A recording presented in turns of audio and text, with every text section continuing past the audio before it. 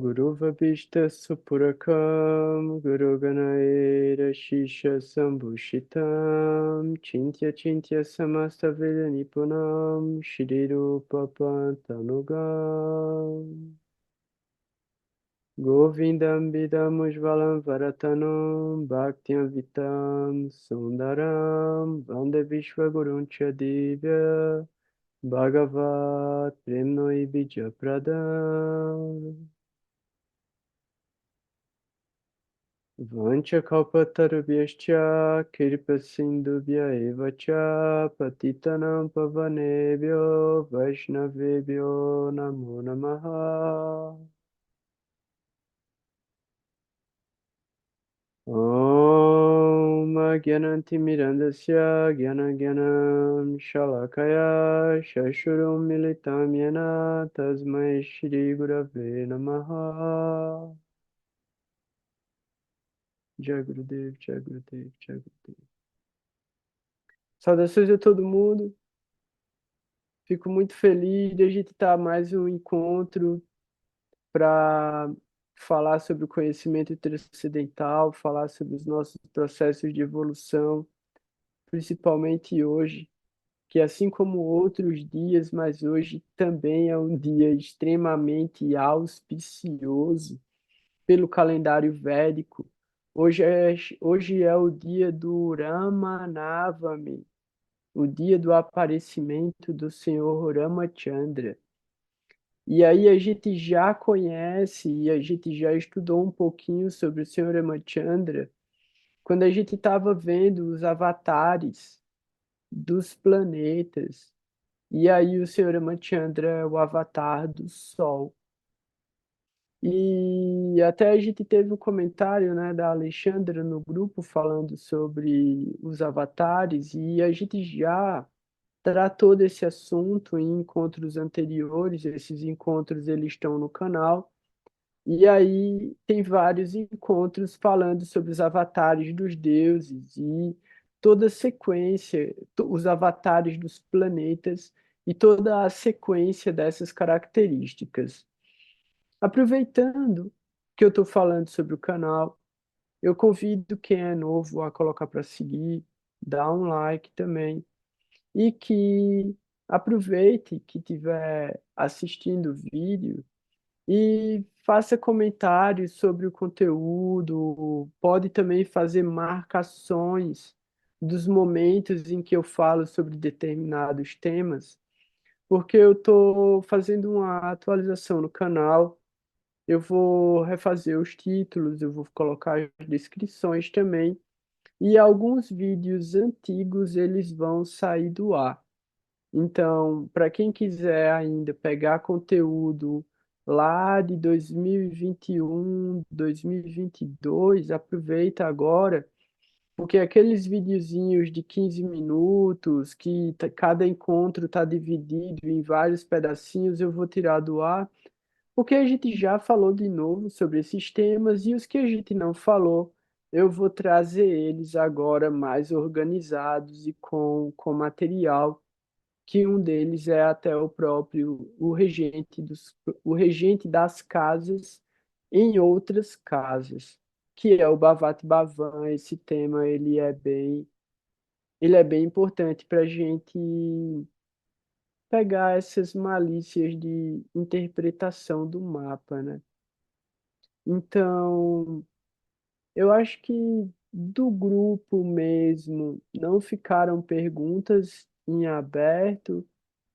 Se alguém quiser também fazer alguma pergunta agora, já para a gente direcionar o tema do encontro, eu quero falar um pouco sobre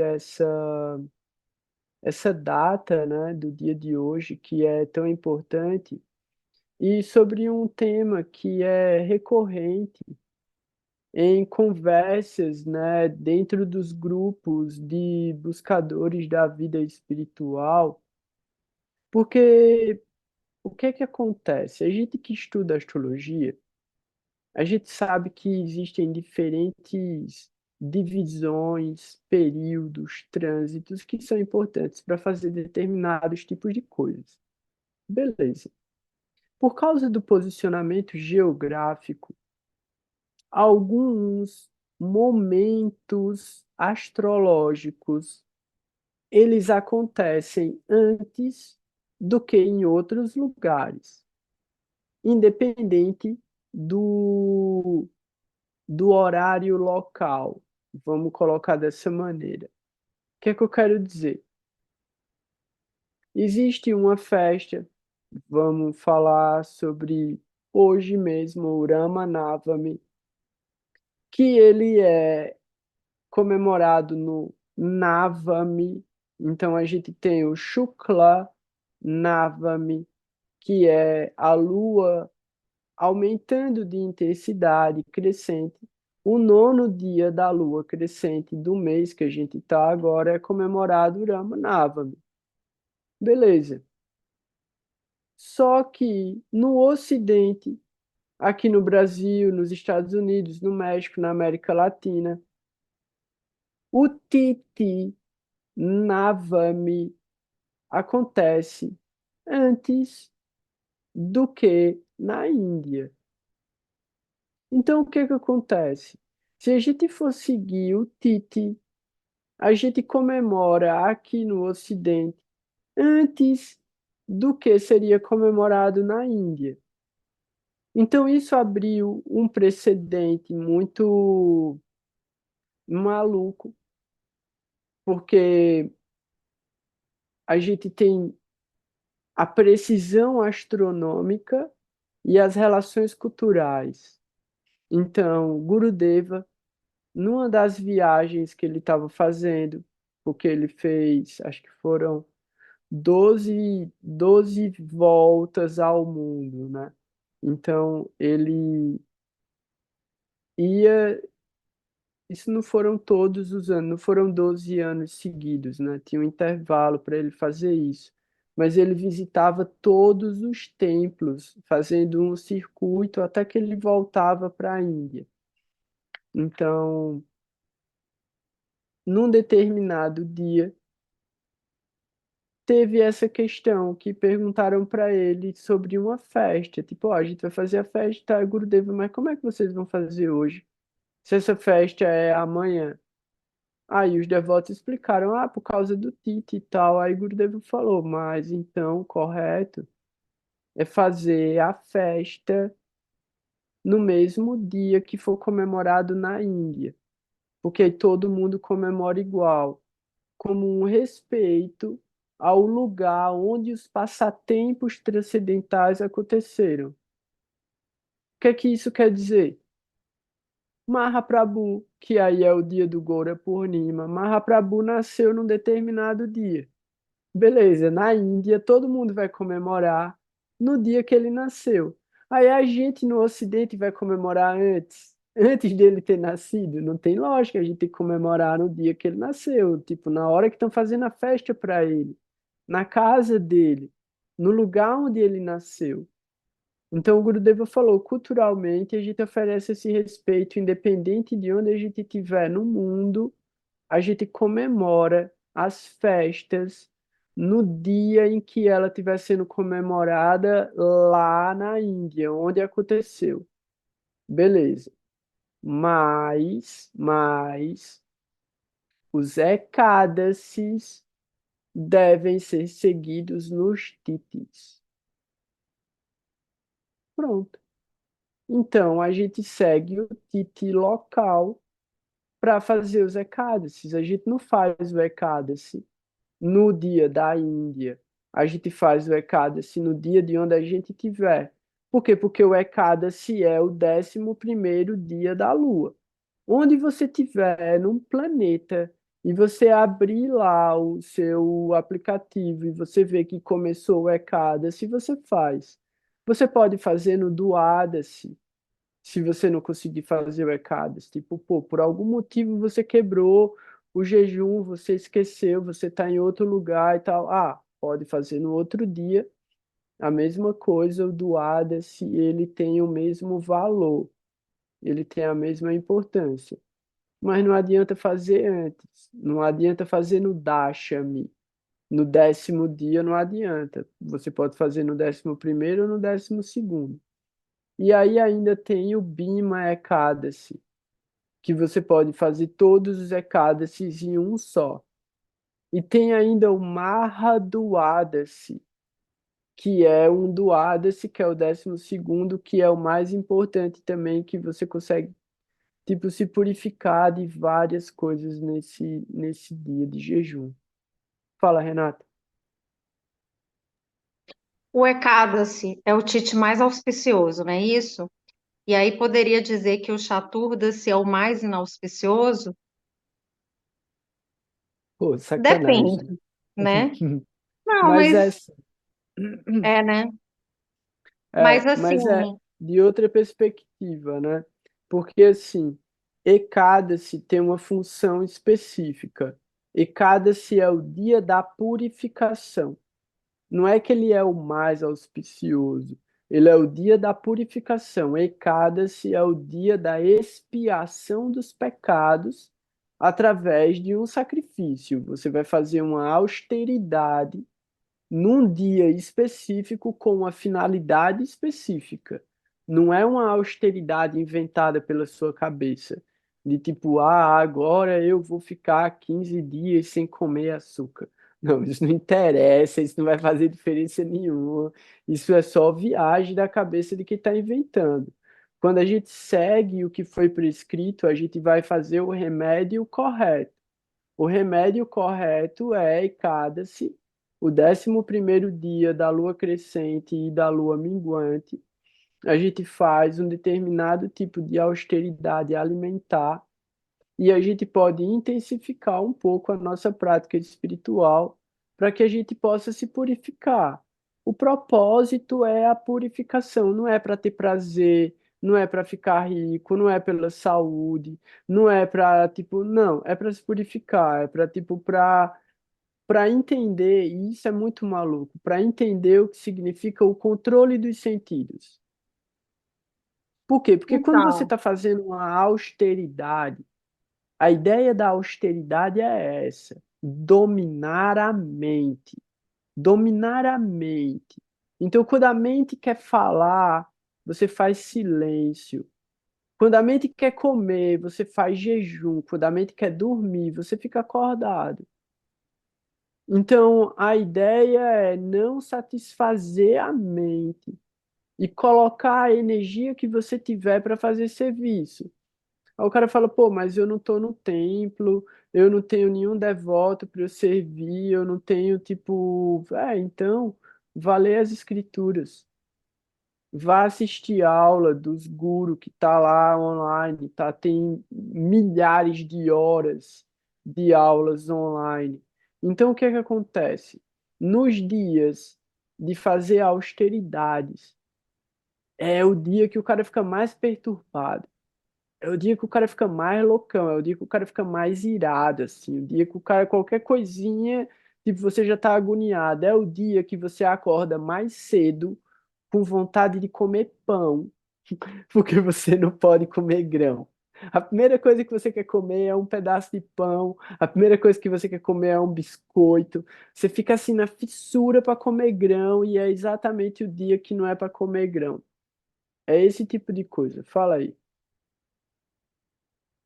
não, mas é porque eu até já falei isso, porque naquela série lá, na novela, Shiva e Parvati casam justo no dia de Chaturdasi, que Uhum. é o dia de Kali, né? O dia da destruição. Aí seria até para potenciar. Aí eu fiquei meio nessa dúvida, como assim que é um dia inauspicioso? Aí mostra até lá aquela cena lá de Chandra e tal, mas seria isso, para potencializar a destruição. E aí a destruição será usada para o quê? Não é isso? Exatamente. Destruir o quê?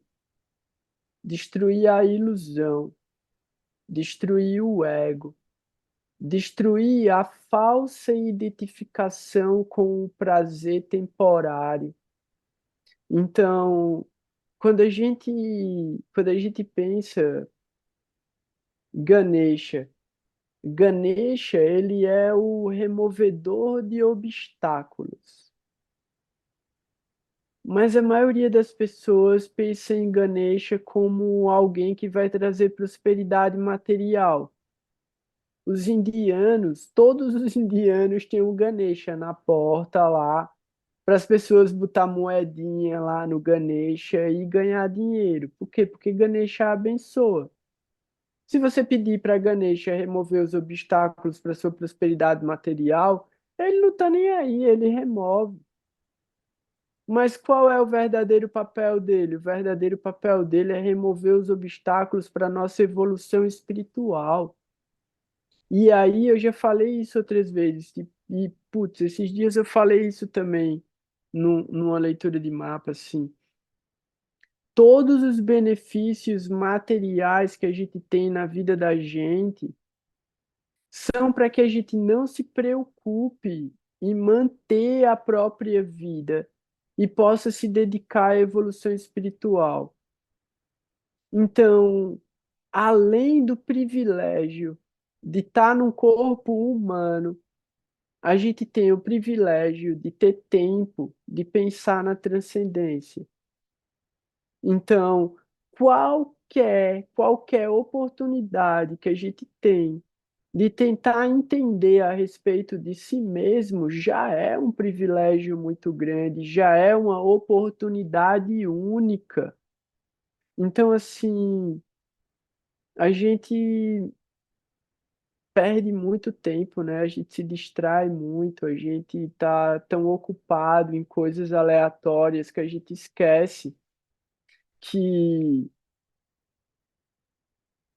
a gente tá aqui por outro motivo, né? A gente não tá aqui para sei lá, véi, tem tantos objetivos materiais malucos, né? Eu já vi tanta coisa maluca assim, eu já vi tanta gente mudando de ideia também, desejando uma coisa e depois já desejando outra coisa, depois já desejando outra coisa e nunca tá satisfeito e nunca chega em lugar algum, né? Continua voltando para o mesmo lugar de ansiedade, frustração, angústia, vazio, e aí parte para uma paixão e uma ilusão por uma coisa que é completamente temporária e que joga ele no mesmo vazio de novo. Fala aí, Renata. Só mais uma coisa, é porque você começou a falar de Ganesha, e eu sempre ouvi que Ganesha, eu não sei o termo correto, tipo protetor da astrologia, não sei o termo que eu usaria assim. E aí eu vi pela novela que, na verdade, eles colocam muito sendo Shiva, né? E aí teve uma parte também que me intrigou, que falou assim, né, que quando o horóscopo aparece para alguém, é um sinal assim de liberação, de moksha, sabe como? Aí Uhum. assim, eu queria entender um pouco em que sentido, assim, se é no sentido mesmo de que o mapa é um caminho, então se você já chegou nele, em algum outro, né, uma outra vida você vai voltar a acessar esse conteúdo. Eu queria entender assim como que foi esse dizer assim na novela, entendeu? Que eu fiquei Massa. viajando nisso. Massa, massa, pô, muito, muito boa essa pergunta. E eu acho que eu já falei um pouco sobre isso, agora eu não lembro onde foi também, se foi no encontro de sexta-feira, se foi no encontro de quarta, mas é que dependendo de quem está contando a história, os caras, eu esqueci a gíria, né? Mas puxa a jaca um pouquinho pro lado dele, né? Tipo, puxa a corda um pouquinho pro lado dele. Cada um que tá contando puxa um pouquinho para ele, assim. Então, Ganesha, ele é o senhor do conhecimento, né? Ganesha, ele tem essa bênção de ser o primeiro a ser adorado em todas as cerimônias.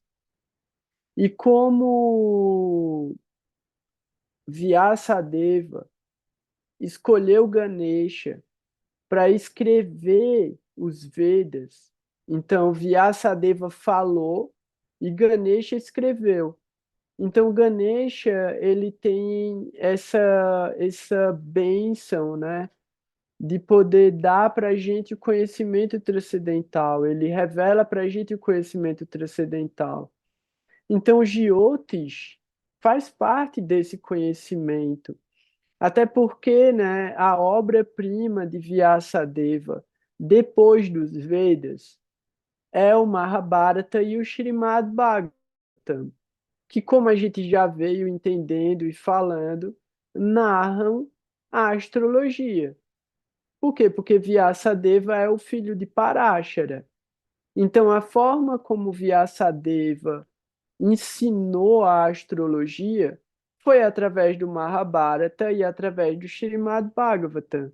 E aí a gente entende o Bhagavad Gita dentro do Mahabharata como um manual de instrução de todos os yogas. Então, beleza, isso é uma coisa. Shiva, ele é considerado o senhor de todos os yogas. Então, naturalmente, ele também vai ser considerado como a origem da astrologia védica, né? E aí, quando a gente pensa, não tem nenhuma referência de, pelo menos que eu conheço, assim, de Shiva diretamente transmitindo Jyotish. Mas tem um dos Saptarishis, que é um dos filhos de Brahma, que é considerado como o cara que formula essa ideia do Jyotish antes ainda de Parashara. Então, talvez, eu não tenho certeza, talvez seja Atharva, que é o mesmo que recebeu a bênção de Shiva para escrever o Atharva Veda. Então, existe uma versão de que Vyasadeva escreveu os quatro Vedas, e existe uma versão de que o Atharva Veda foi escrito por esse Saptarishi, que é Atharva, que é também o cara que traz a primeira ideia dessa mecânica da energia dos corpos celestes.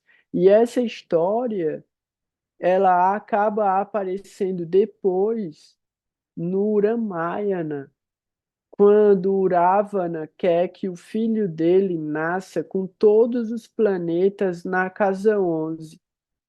Então ele faz um labirinto, que é um yantra no céu, para aprisionar os planetas. Então ele vai prendendo planeta por planeta na casa 11, e aí seria Aquário, né? Vamos pensar assim, a casa dos desejos. Então ele queria que o filho dele tivesse o poder de todos os desejos. Só que ele vacila com Shani. Ele vê Shani ali, lento, puxando uma perna e tal, e ele se distrai. E aí, na hora que o filho dele nasce, que ele olha, Shani tá na casa 12. Aí Shane dá o efeito do desapego.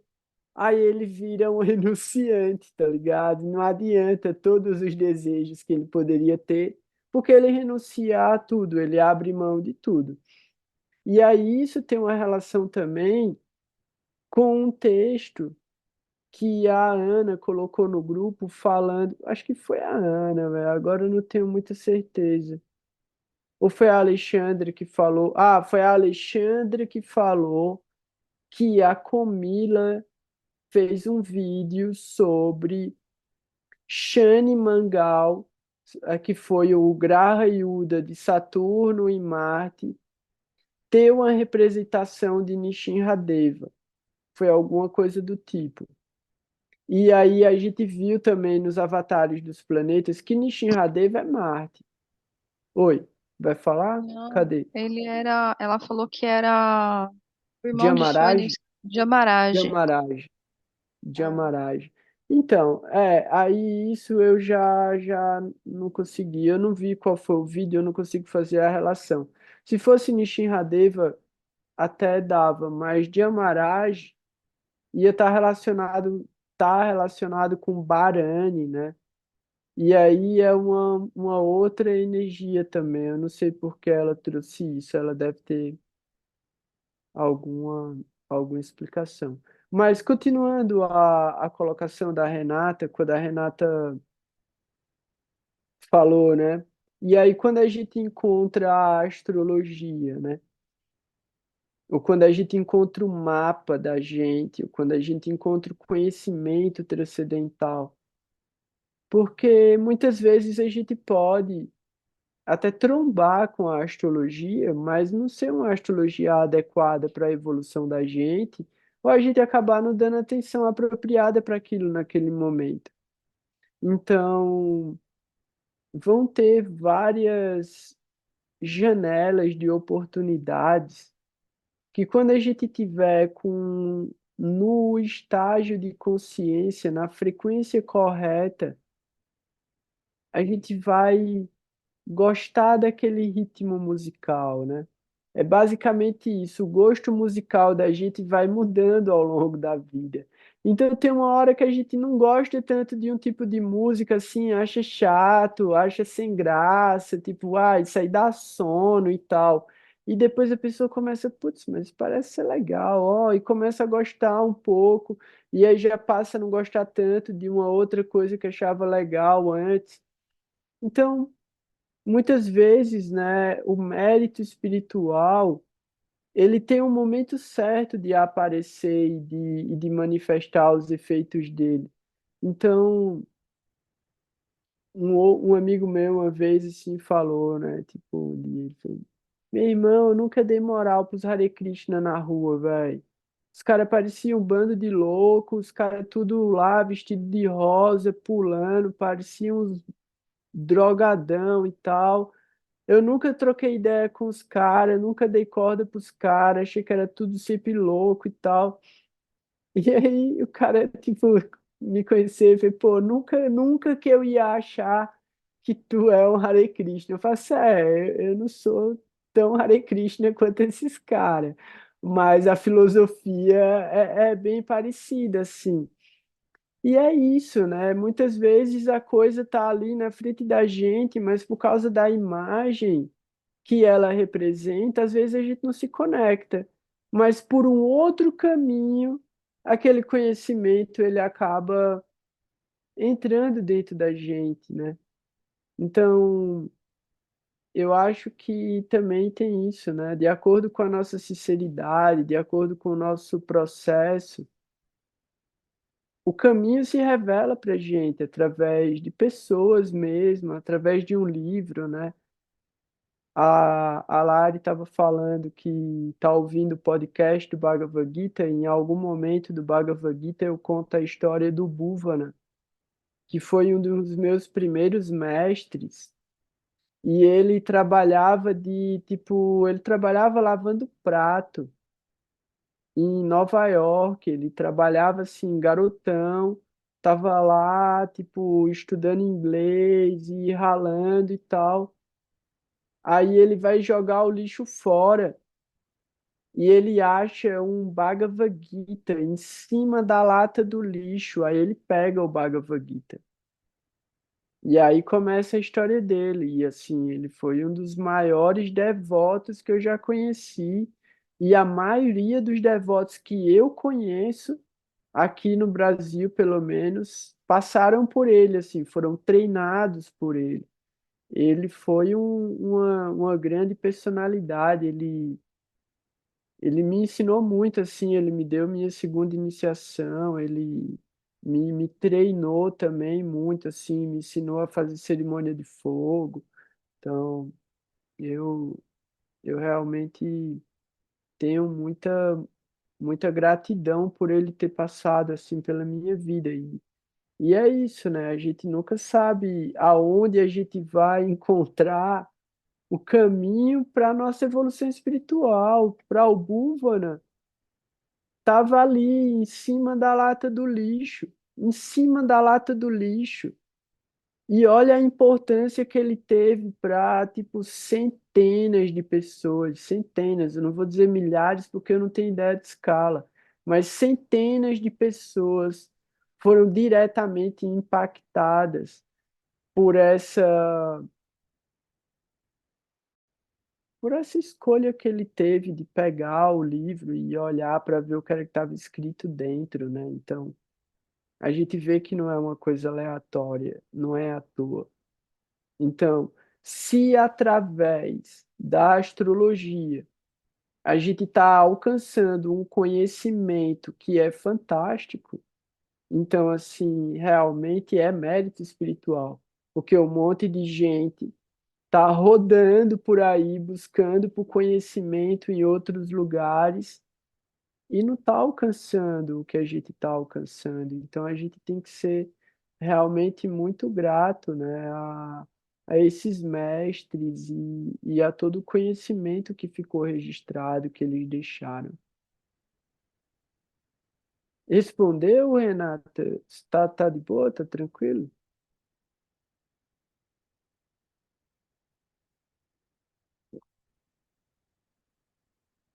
Beleza. Então, só antes de começar a ler aqui o capítulo 9 da Busca por Shri Krishna, eu queria trazer assim, né,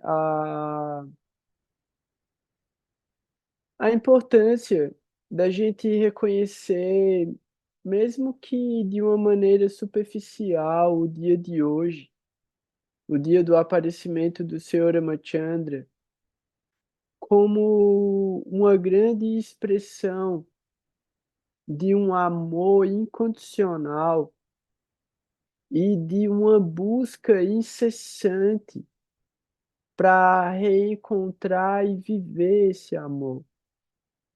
Então, a história do Senhor Ramachandra, entre tantas coisas lindas e incríveis que acontecem dentro do Ramayana, então assim, eu sou muito apegado à história de Krishna e à história do Mahabharata e à história do Srimad Bhagavatam. Mas na Índia, a história de Ramachandra é muito mais conhecida. Então, por isso que a gente vê tanta coisa sobre Hanuman, né? Hanuman, Hanuman. Hanuman está na história do Ramayana. E tem um grande mantra para Shiva, que é o Stotra de Shiva, que foi escrito, né? Foi compilado, foi recitado por Ravana, que é o demônio que sequestra Sita.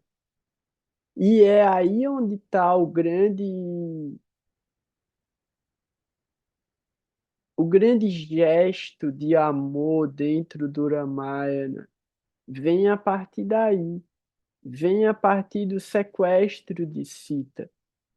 Então eu já falei em outros momentos sobre Sita, sobre esse sequestro, sobre a maldição de Ravana, de não poder tocar nas mulheres, né, sem a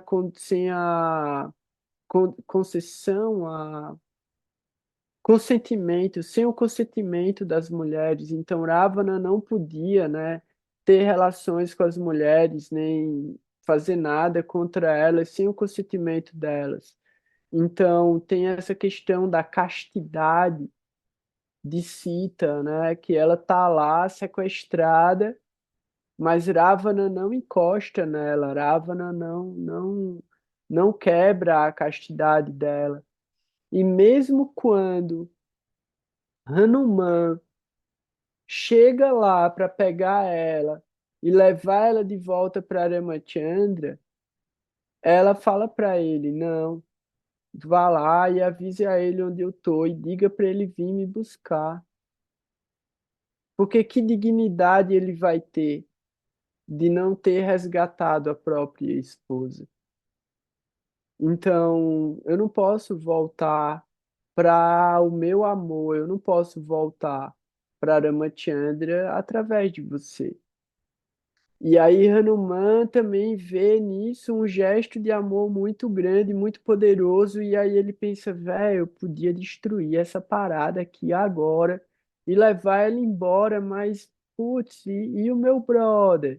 E o meu senhor, né? Porque foi semana passada, eu acho, que eu tava falando sobre, foi que aí eu li, né, sobre Prahlada Maharaj, Hanuman, os Pandavas, Uddhava e as Vrajagopis, as vaqueirinhas de Vrindavana. Então, Hanuman tá lá, Hanuman tá nessa posição, Dasya Rasa. Hanuman é o devoto perfeito. Então, ele volta e ele fala para o amo dele, né, o senhor dele, Ramachandra. Ela tá lá, e aí o esquema para chegar lá é bizarro, porque tem que atravessar o oceano. E aí eu acho que eu já contei essa história outra vez também, então não vou contar de novo a história do esquilinho, porque eu choro. Então, quem quiser, procura no canal, tá lá quando eu falo sobre o Avatar do Sol. É isso. O Avatar do Sol, Ramachandra, tá no canal, é só ir lá e olhar para a historinha de Ramachandra. Hoje é o dia do aparecimento de Ramachandra Ramanavami, um dia extremamente muito auspicioso para a gente cantar as glórias de Ramachandra e lembrar, né, desse grande gesto de amor em separação, que é esse sentimento que Krishna vem experimentar através de Chaitanya Mahaprabhu, que é o amor em separação, é a devoção. Então Ramachandra encontra Sita e aí eles acabam ficando juntos e tudo mais, mas Mahaprabhu ele vive o amor mais intenso em separação durante o último período, né, os últimos 12 anos de vida dele em Jagannatha Puri. Ele está saboreando esse néctar do amor e separação em diferentes raças, em diferentes nuances. Então, é isso. Hoje, hoje é um dia para a gente lembrar de uma grande expressão de amor que Deus mesmo realizou, né? Que Deus mesmo ensinou. Então a gente entende como ensinar através do exemplo. Então, ensinar e encenar. Deus ensinou para nos ensinar. Ele realiza todo esse teatro cósmico que é representado através do universo.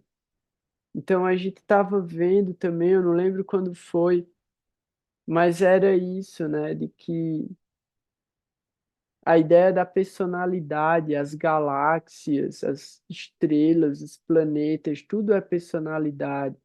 E quando os sábios eles olhavam para o céu, eles viam os lilas acontecendo e narravam esses lilas.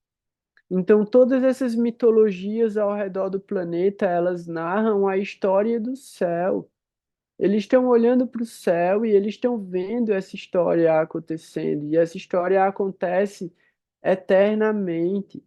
E ela é dinâmica, ela muda. Cada vez que ela acontece, ela muda em alguma nuance, ela muda.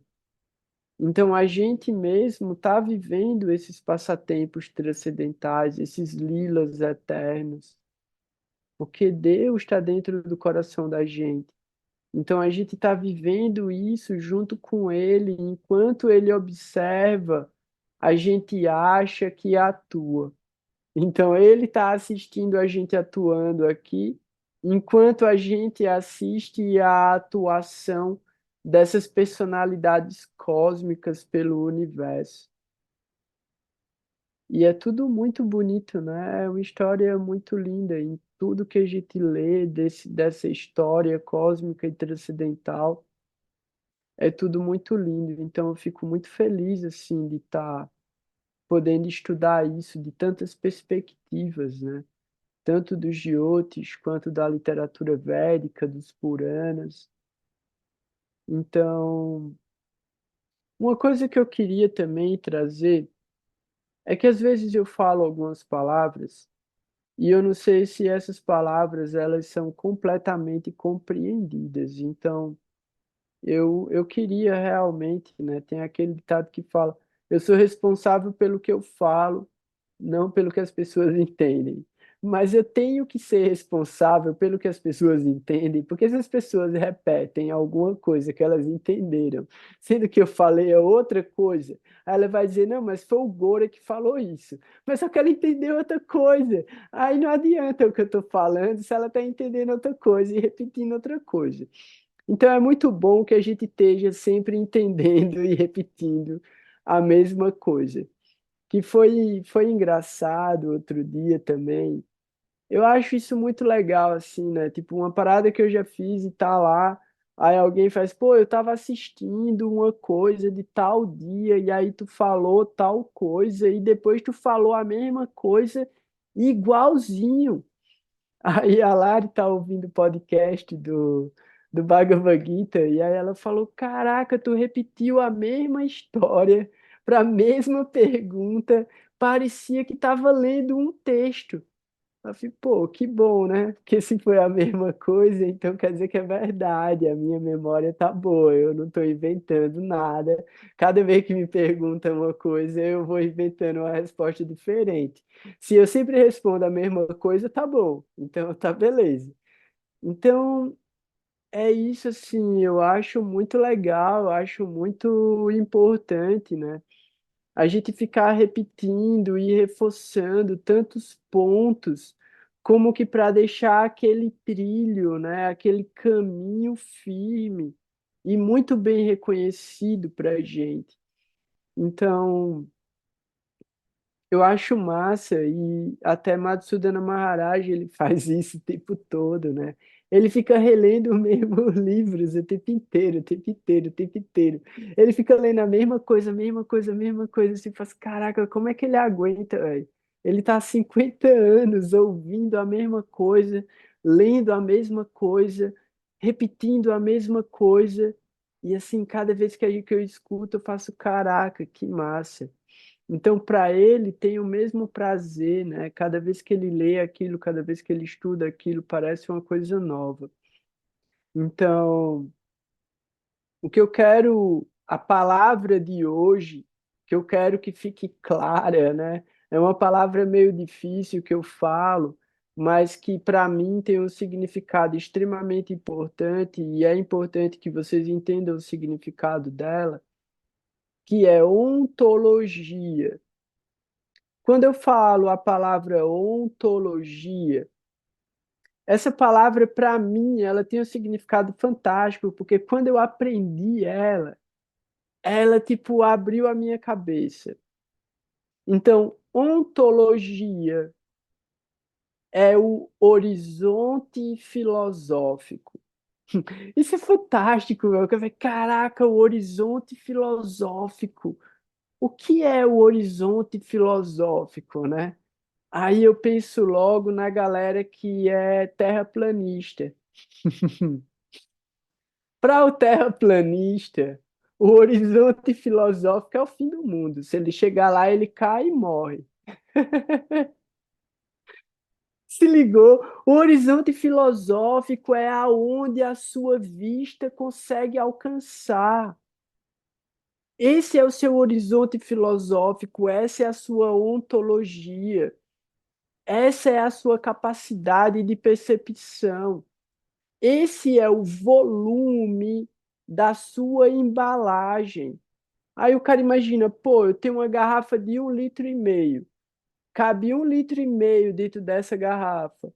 Mas eu tô com 400 ml aqui, tá ligado? Tem gente que é uma garrafa de 1,5 litros e tá com 5 ml dentro. Tem gente que é uma garrafa de 1,5 litro e tá pela boca, tá esborrando, assim, tá tipo cheiaço. Então, assim, o nosso horizonte ontológico, o nosso horizonte filosófico, a nossa ontologia é a nossa capacidade de perceber alguma coisa. Então, ontologia, quando se refere à filosofia ou à teologia, está falando sobre aonde acaba aquele conceito. Aquele conceito ele começa num lugar e ele se define no outro ponto. Beleza, é uma equação, ela tem começo, meio e fim. É uma tese. Massa. Então, para cada tese, tem uma antítese com o objetivo de se chegar numa síntese.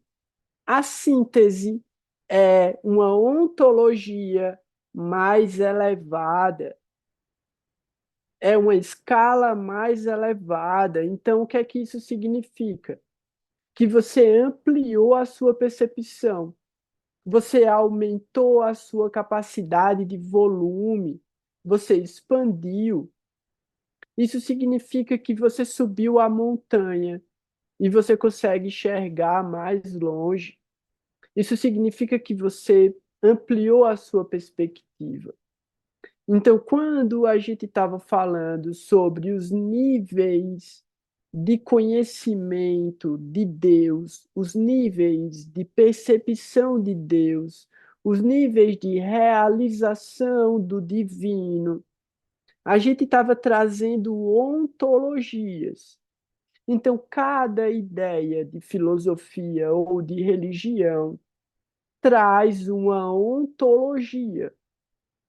E aí, Srileshvara Maharaj, ele tinha uma frase muito boa em relação ao impersonalismo, que era: onde a sua filosofia acaba, a minha começa.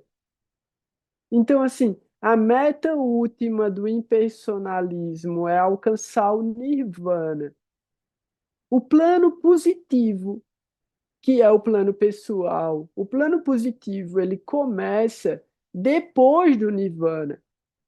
Então, Srileshvara Maharaj falava: ó, a meta última de vocês é onde começa a filosofia Gaudiya Vaishnava. Então, assim, quando a gente procura o entendimento dessas ontologias, a gente tem que entender, tipo, a gente está falando sobre a alfabetização, a gente está falando sobre a segunda série, a terceira série, a quinta série, o ensino fundamental, aí o ensino médio, ao ensino superior, a pós-graduação, mestrado, doutorado, pós-doutorado da ontologia. É isso, através de uma evolução que é tese, antítese e síntese. Então, agora a gente está entrando no capítulo 9 da busca por Shri Krishna, e aí, no outro momento, eu tinha explicado, né? Consciência de Krishna é consciência da consciência, porque Krishna é a suprema consciência. Então, quando a gente busca pela consciência de Krishna, a gente está buscando pela nossa conexão com a superconsciência, com a suprema personalidade de Deus. Então, qual é a nossa relação como personalidade com essa personalidade infinita, dentro da nossa capacidade limitada de entendimento? A gente nunca vai conseguir alcançar o que é o infinito racionalmente, nem mesmo teria capacidade de sentir isso fisicamente, mas a gente busca, dentro do nosso limite, se relacionar com o que é divino e transcendental. Então, quando a gente chega no conhecimento que foi deixado através do exemplo e da prática por mestres como Srileshvara Maharaj, como Srila Gurudeva, como Srila Prabhupada, Bhaktisiddhanta, Bhaktivinoda Thakur, o que é que a gente entende? Que eles estão passando para a gente o conhecimento super elevado. E eles estão dando duas oportunidades para a gente. De ao mesmo tempo em que a gente vislumbra algo, extremamente sofisticado e sutil, a gente possa completar o supletivo da gente, completar o Mobral, né?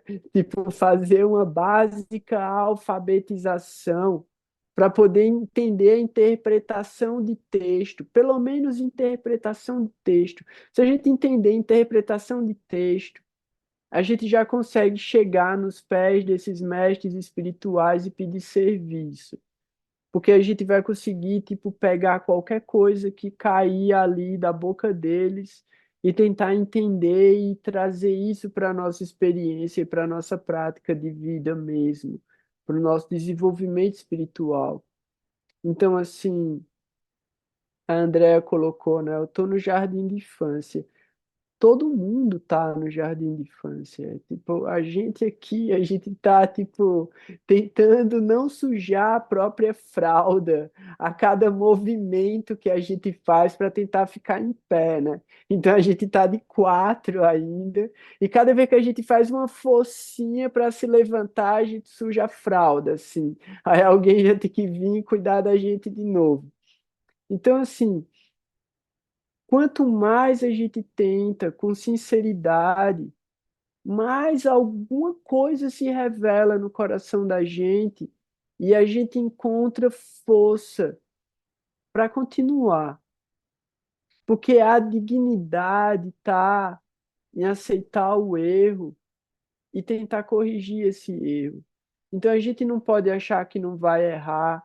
A gente não pode achar, tipo, ah, mas eu não entendo, então eu vou desistir. Não, vai devagar, vai no fácil, vai no que aguenta, vai praticando, que em algum momento você tem o insight. Quando você para de, tipo, de se esforçar muito para aquilo fazer algum sentido prático, aquilo vai fazer algum sentido dentro do seu coração. E aí você vai entender como usar aquele conhecimento. Então, o capítulo 9 ele é um capítulo muito lindo, porque Shleshdhara Maharaj, ele vai falar sobre o conceito Krishna. E aí ele diz: a rendição não é uma transação barata. Render-se significa não só entregar as posses, mas compreender que as próprias posses são falsas. Não sou o amo de nada. Não sou sequer amo de mim mesmo.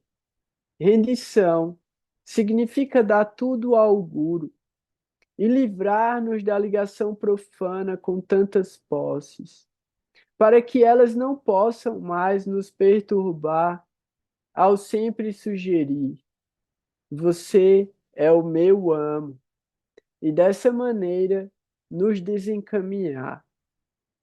Esse parágrafo, ele é extremamente pesado, e quando a gente procura o significado dessas palavras, a gente precisa entender elas através do sânscrito.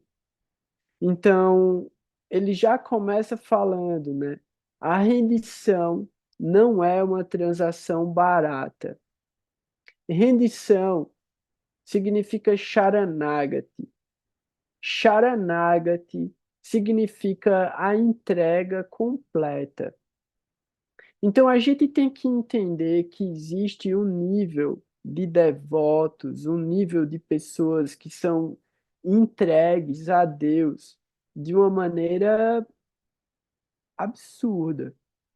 Absurda, assim, além da nossa capacidade de compreensão do que é absurdo.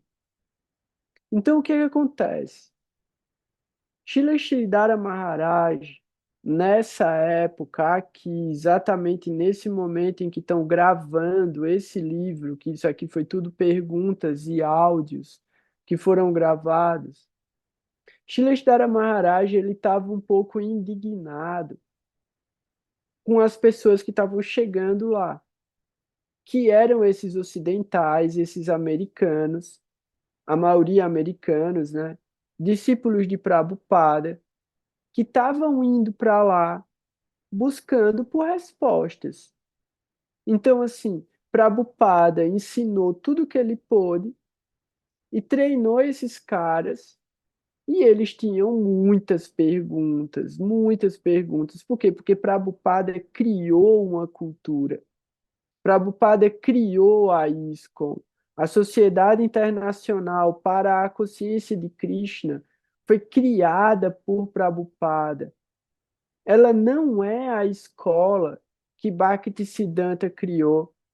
Ela não é a escola que Chaitanya Mahaprabhu idealizou em uma. Porque, assim, Mahaprabhu não deixou nada. Mahaprabhu deixou o Shikshastakam e o Brahma Samhita com os 6 Goswamis. E os 6 Goswamis distribuíram e desenvolveram esse conceito de Bhakti que foi deixado por Mahaprabhu. Beleza. O ponto que eu quero chegar é o seguinte: dentro do Bhagavad Gita e nas escrituras, a gente entende qual é o papel do mestre espiritual, qual é a importância do mestre espiritual e qual é o nosso papel como um indivíduo, como um humano, que é o desenvolvimento espiritual. E a gente só vai conseguir se desenvolver através dessa misericórdia do mestre espiritual que vai dar o caminho pelo qual a gente vai continuar nossa evolução. Beleza. Na época de Shilashidhara Maharaj, esses ocidentais estavam chegando para fazer perguntas, dizendo que estavam rendidos a ele. Por quê? Porque é isso que está no Bhagavad Gita. Krishna fala: Arjuna, aproxima-te de um mestre espiritual submissamente, oferece serviço a ele, rende-te a ele e pede instrução, faz perguntas apropriadas. Então, esses devotos, já sabendo disso, já chegava lá dizendo: eu estou aqui rendido, por favor, me instrua. Só que os caras chegavam lá, ficavam um tempo e iam embora. Ficava, tipo, alguns dias e iam embora. E aí Shlesdara Maharaj questionou, falou: vocês chegam aqui dizendo que estão rendidos com a passagem de volta comprada. Que tipo de rendição é essa? Como é que vocês estão se entregando a um mestre espiritual com, tipo, compromissos para voltar e continuar resolvendo? Que tipo de entrega é essa? Então, quando o Shrila Maharaj traz isso aqui, ele traz isso também no Shri Guru e Sua Graça, o que ele está dizendo é: você tem realmente essa,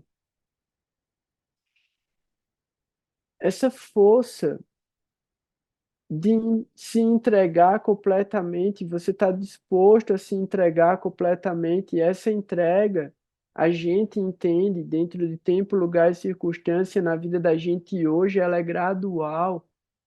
E ela se refere muito mais ao nosso coração, porque o guru não está interessado em nada a não ser a nossa sinceridade. Krishna não está interessado em nada a não ser a nossa sinceridade. E quando a gente pensa, né, a gente não está na posição de renunciar a nada, porque como Shrestara Maharaj falou, nada nos pertence. Não somos o amo de nada, mas a gente também não rejeita nada que possa ser usado em serviço. Então volta a ideia do que eu estava falando, que tudo o que a gente tem possa ser um privilégio que favorece o nosso processo de evolução e que favorece as outras pessoas que a gente ama e que estão próximas a gente de evoluir também. Então, na medida da nossa capacidade de desenvolvimento, que a gente possa favorecer as outras pessoas a evoluírem também. E se de alguma maneira a gente puder favorecer o serviço do nosso mestre espiritual com a nossa energia e com o nosso sacrifício, a gente vai ganhar muito mérito por causa disso. Então, a gente não deve entender de uma maneira fanática e radical o que Shilashidhara Maharaj está falando aqui, porque é muito difícil a gente encontrar a pessoa a qual a gente possa realmente se entregar, um mestre espiritual fidedigno. Então, eu conheço, eu sei que a Mala te conhece, a Lari já viu um mestre espiritual fidedigno também. A gente talvez tenha a oportunidade de encontrar com uma grande alma dessa uma vez, duas vezes, três vezes na vida da gente com muita sorte. E grandes almas conseguem conviver com outras grandes almas. Então, que a gente possa sempre ter essa humildade de reconhecer nos associados dos mestres espirituais, nos amigos dos mestres espirituais, essas grandes almas também, que a gente possa servir eles, render respeito e serviço a eles, né?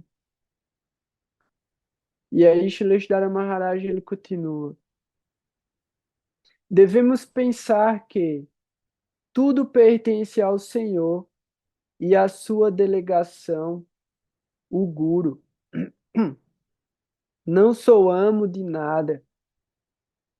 Devemos entender este tipo de conhecimento, e isso será de grande ajuda para o nosso progresso espiritual. Esta é a realidade. Temos de compreender este fato. Queremos a verdade e queremos nos livrar das falsas noções. Assim, a apropriada Diksha, ou iniciação espiritual, transmite o conhecimento divino de que nada nos pertence. Não apenas isto, mas que tudo pertence a Deus, inclusive nós próprios. Esta é a concepção de Diksha. Pertenço a Ele, tudo pertence a Ele. Sou seu servo, e esses são objetos de seu serviço. Isto é realidade.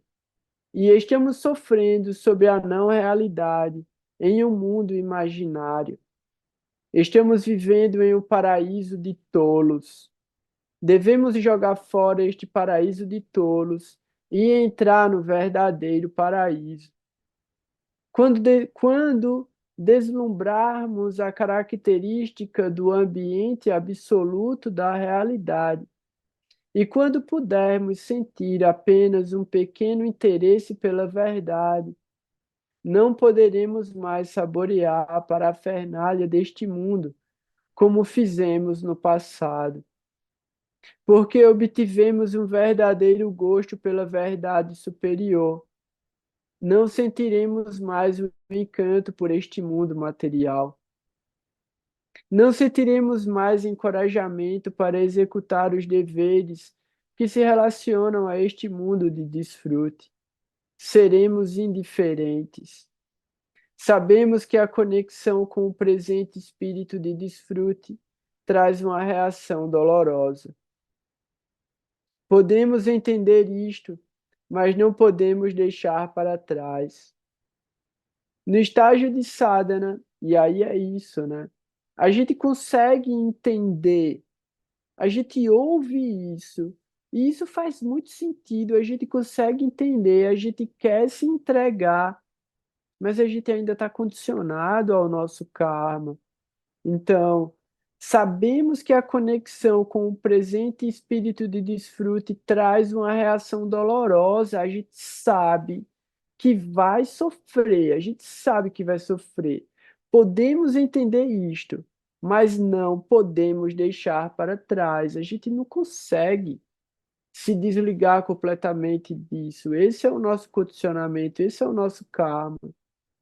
E aí, Shaleshdara Maharaj continua. No estágio de sadhana, ou prática espiritual, não podemos cortar a conexão completamente. Ainda assim, não temos outra alternativa. Nossa afinidade pela verdade positiva deve ser incrementada cada vez mais e, gradualmente, nossa afinidade por nossa parafernália e obrigações desaparecerá. Embora possamos repetidamente não ser exitosos, ainda assim seremos incapazes de abandonar a ideia. Vamos tentar repetidamente progredir rumo à verdade. E quando não formos e quando não formos exitosos, nosso coração irá doer ao pensar que estamos continuamente sendo derrotados por todos os inimigos que nos cercam. Então, como Krishna fala no Bhagavad Gita também, né? Mesmo que a gente não alcance a perfeição do yoga, na próxima vida, a gente nasce no ambiente mais favorável para continuar evoluindo. Então, da mesma forma, a nossa vida espiritual.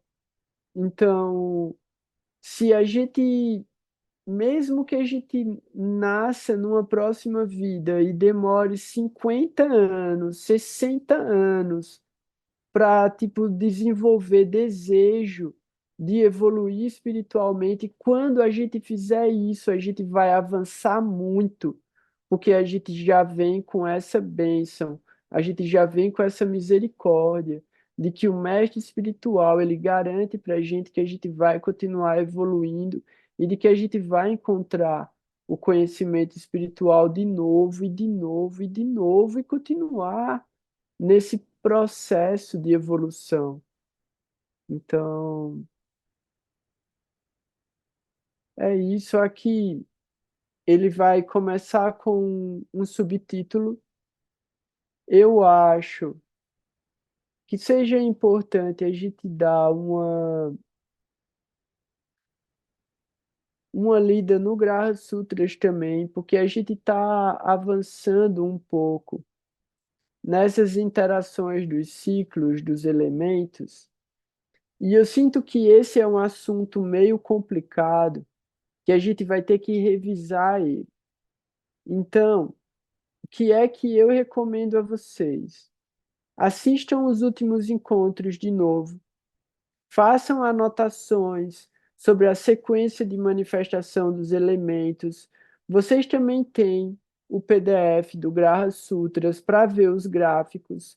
E aí a gente pode dar uma olhada, que foi a questão também da Renata da outra vez, sobre essa questão dos elementos e como eles estão manifestando os efeitos deles, de acordo com essa questão de estar mais forte, de estar mais fraco, a relação dele de dignidade, a relação dele de força direcional, e aí a sequência de manifestação desses elementos. Então, a gente tem o Akash, o ar, o fogo, a água, a terra, e aí a gente vai tendo essa sucessão de elementos que vão se repetindo, vão se complementando e vão se desequilibrando. Então, enquanto um equilibra o outro equilibra o outro, um desequilibra o outro, um manifesta. Então, existe uma relação que, quando a gente pegar toda essa sequência, a gente pode olhar para o mapa e ver como é que essa energia circula dentro do mapa da gente. Eu vou ver se eu consigo compartilhar a tela aqui. Se alguém quiser fazer o comentário, eu também não quero me prolongar muito mais, porque já está meio tarde.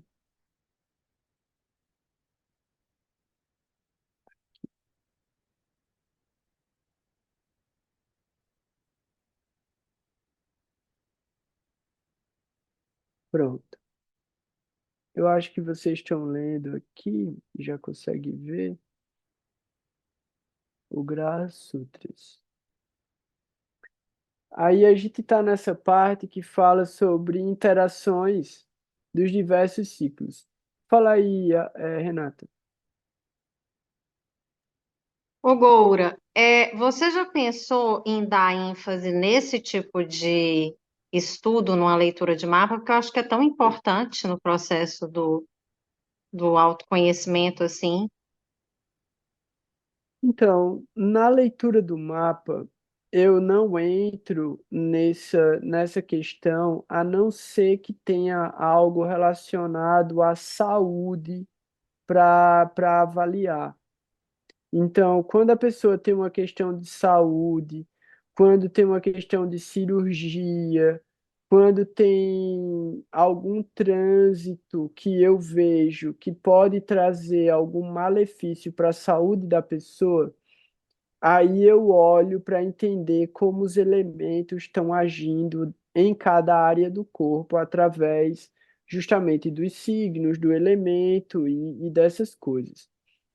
Para o autoestudo, isso é interessante também, para a pessoa poder entender os próprios doshas e a relação dos elementos com os sentimentos, a relação dos elementos com as partes do corpo e essas coisas, a saúde e as fases da vida e tudo mais. Mas eu vejo que, dentro da questão de autoconhecimento, do sentido psicológico, comportamental, emocional, essa parte dos ciclos ela é secundária, ela seria uma segunda camada. Mas fala aí. Não, entendi. Eu acho que isso faz parte de uma busca mesmo da própria pessoa. Ela tem que reconhecer esse tipo de desequilíbrio nela, né? Não é Uhum. uma coisa que você vai entregar da leitura, tipo isso, né? Como eu estou te falando, eu posso, numa questão específica, para entender algum efeito na saúde da pessoa, olhar para isso. Mas esses elementos e essas coisas são muito transitórias. Por isso que eu estou falando que acontece durante uma efeméride, ou acontece durante um Dasha ou o Antardasha. Por quê? Porque nos Antardashas a gente vai ter o efeito da relação dos planetas, como está sendo dito aqui. Então, Mercúrio com Saturno, Marte com Saturno, Júpiter com Vênus. Isso se dá quando um está transitando sobre o outro. Isso se dá quando eles estão em conjunção no céu, ou quando eles estão em conjunção no mapa e são ativados por um outro trânsito. Isso é ativado através de um Mahadasha com um Antardasha, de um Antardasha com um Pratyantardasha. E aí é onde a gente vê, tipo, mas de repente, vamos supor, o cara tem ali um Mercúrio debilitado, ou. Vamos lá, um Mercúrio debilitado, mas que não dá problema na vida da pessoa, porque aquela debilidade está anulada por algum motivo. Beleza. Mas o motivo, olha só, o motivo que anulou aquela debilidade num trânsito pode perder força. O que é que eu estou dizendo? Vamos supor que, é, beleza, uma coisa que acontece. Quando um planeta debilitado está em conjunção com o planeta exaltado, a debilidade é anulada. Beleza. Aí no trânsito, o planeta que está anulando a debilidade do outro fica em debilidade. O que é que isso quer dizer? Que os dois estão debilitados. Os dois vão dar efeito debilitado. O planeta que já está debilitado, por não estar sendo protegido pelo outro planeta, vai dar efeito ruim. E como o outro planeta já está num trânsito ruim, vai dar efeito ruim também. Então, quando a gente olha interações dos diversos ciclos, a gente está falando disso, interações de ciclos.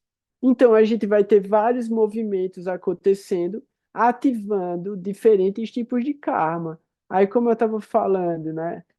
No caso de Mercúrio, A pessoa pode ter uma crise de pele, a pessoa pode ter uma crise nervosa, a pessoa pode ter algum problema de comunicação, e aí, dependendo da casa, pode ser, se for um problema de pele, pode ser naquela área do corpo específica onde o planeta está transitando. Então, é esse tipo de coisa que a gente vai avaliar. Uma parada tipo, pronto. Um efeito ruim de uma interação entre ciclos que dê efeito na casa 6 vai dar resultado na casa 12, e uma das coisas pode ser uma dor de barriga que impede a pessoa de sair de casa. Então, a casa 12, que fala sobre aprisionamento, a pessoa vai ficar presa dentro de casa. E por que ela está presa dentro de casa? Porque o sistema digestivo dela tá atacado. Sistema digestivo a casa 6.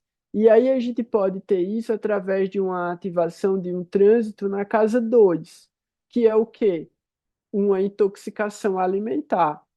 E aí a intoxicação alimentar da casa 2 gera efeito na casa 8, que fala sobre os órgãos excretores. Então, entendeu como, tipo, uma coisa pode gerar vários efeitos e você entender isso? Isso chama prashna, tem uma técnica que chama prashna, e tem uma outra técnica que chamam de astrologia estilo horária também. Mas fala aí. Não, eu entendi, mas eu posso fazer essa avaliação de uma forma mais, como é que eu falo?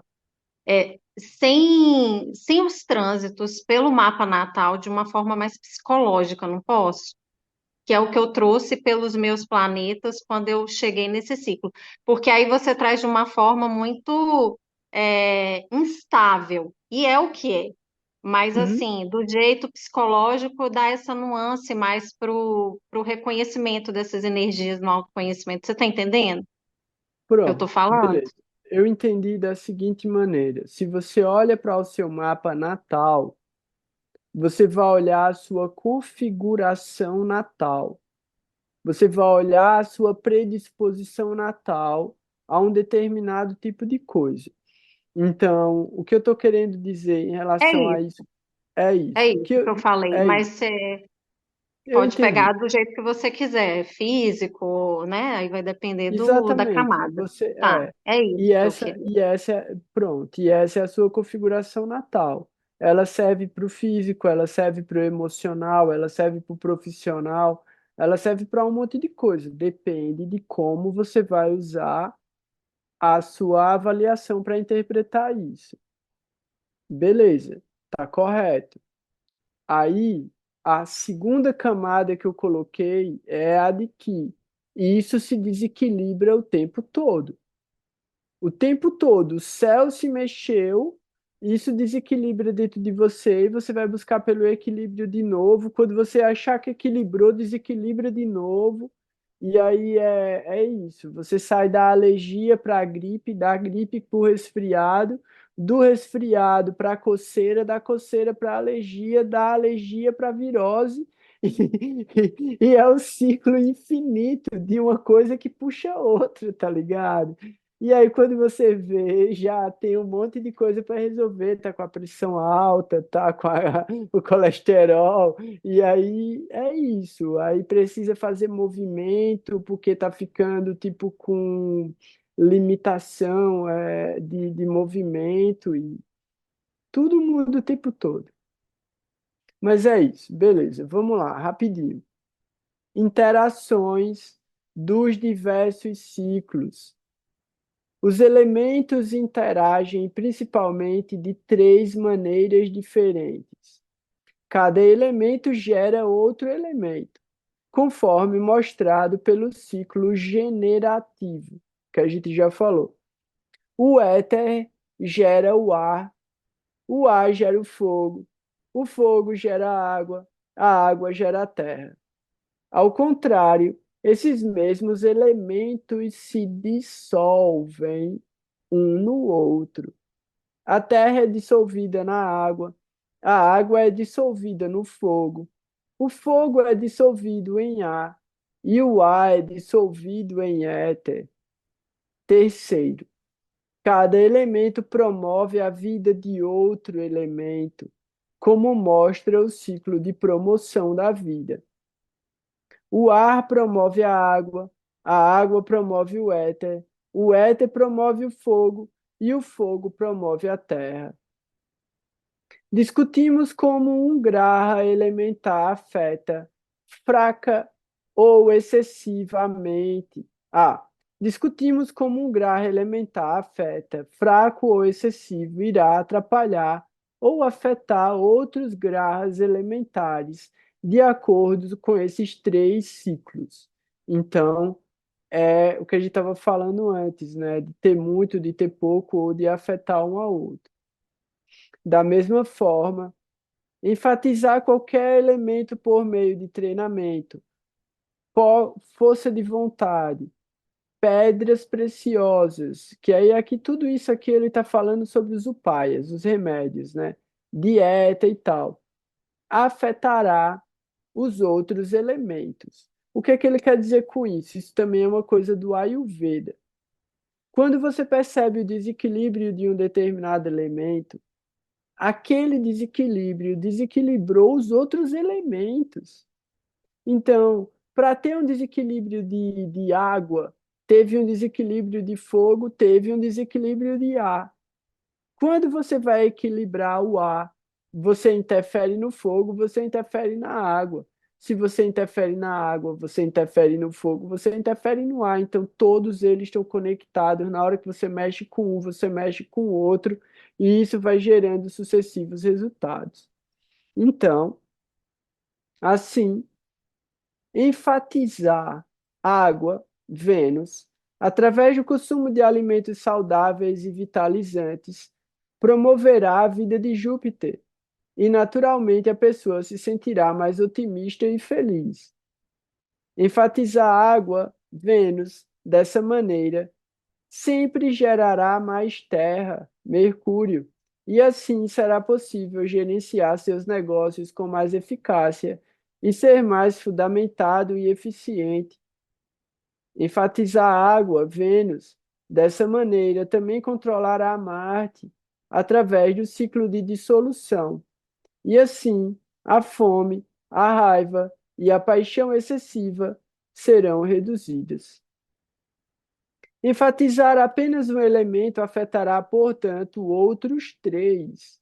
Portanto, apenas fazer pequenas melhorias na vida melhorará as coisas em 4 vezes. Deus criou os elementos para operar dessa maneira, e assim disse que, se fizermos apenas 25%, Deus fará o resto. O diagrama a seguir ilustra a combinação dos diferentes ciclos.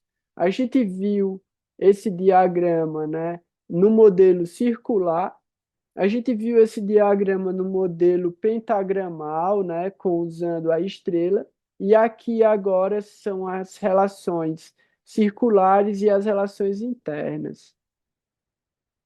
Aqui, ó. A estrela indica o ciclo generativo. A estrela aqui dentro, o ciclo generativo.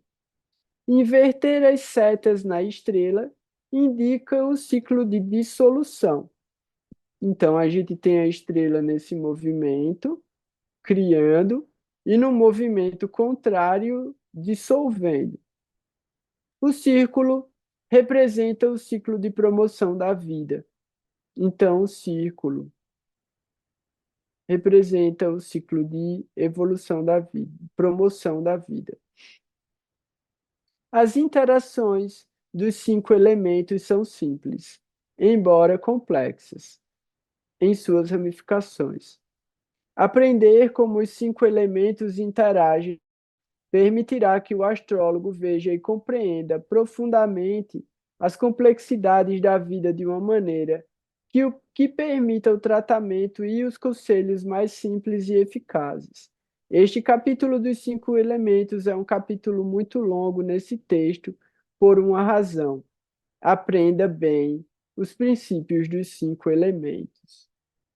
Então, aqui ele vai começar os resultados dos 5 elementos.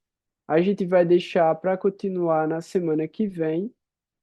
E depois, quando a gente terminar esse capítulo, a gente vai revisar ele, colocando ele em prática em cima do mapa da gente, para justamente entender, né, o que é que cada um desses elementos e cada um desses planetas está trazendo para o mapa da gente, de acordo com a distribuição desses elementos no nosso mapa natal, e, consequentemente, observando ele através do Navamsha, e aí, se alguém se interessar também, no Dashamsha e outros mapas divisionais. Enquanto eu anoto aqui o lugar onde a gente parou, se alguém quiser fazer algum comentário, perguntar alguma coisa, pode ficar à vontade.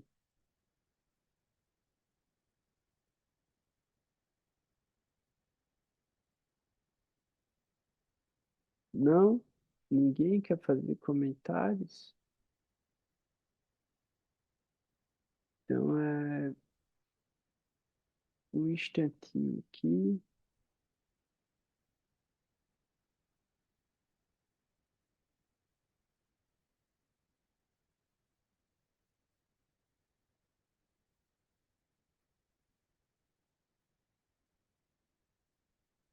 Pronto. Então, a gente já tem mais conteúdo para a semana que vem. Eu espero que vocês também dêem uma olhada no vídeo, né, que eu falei lá, que fala sobre o Senhor Ramachandra, o Avatar do Sol, já que hoje foi o dia do Ramanavami. Também, quem quiser estudar, quiser dar uma pesquisada e trazer perguntas durante a semana para a gente trazer na próxima quarta, é bem legal. Hoje a gente teve um conteúdo bem interessante no começo, antes da leitura, né? Graças às perguntas que vocês foram fazendo. Então, eu realmente agradeço muito pela presença de vocês, agradeço pela atenção, pelo tempo, pelo afeto, pela dedicação de cada um, e que a gente possa sempre lembrar que todo esse conhecimento ele foi transmitido pelos mestres espirituais, então todos os méritos e as glórias são para eles. A gente está aqui buscando por boa associação, e eu fico muito lisonjeado e muito agradecido por poder representar esses mestres espirituais. Na sexta-feira a gente continua também os nossos encontros do Bhuvanas, vai estar falando sobre filosofia védica, vai estar falando sobre o conhecimento e a cultura indiana também, a prática espiritual, e mais algumas novidades eu vou trazendo ao longo da semana. Lembrando que o site da gente está no ar. Agradeço pelos depoimentos de cada um que eu vou colocar no site também. Fico muito feliz por trazer, né, através desse conhecimento dos mestres, um pouco de satisfação para a vida de vocês, e eu fico muito feliz por representar isso. Então, um grande abraço, e vou sentir falta já desse tempinho que a gente ficou junto. Então, minhas mais humildes e respeitosas reverências. Vancha kalpa tarubhyascha kripa sindhu bhyaiva cha patitanam pavanebhyo vaishnavebhyo namo namaha.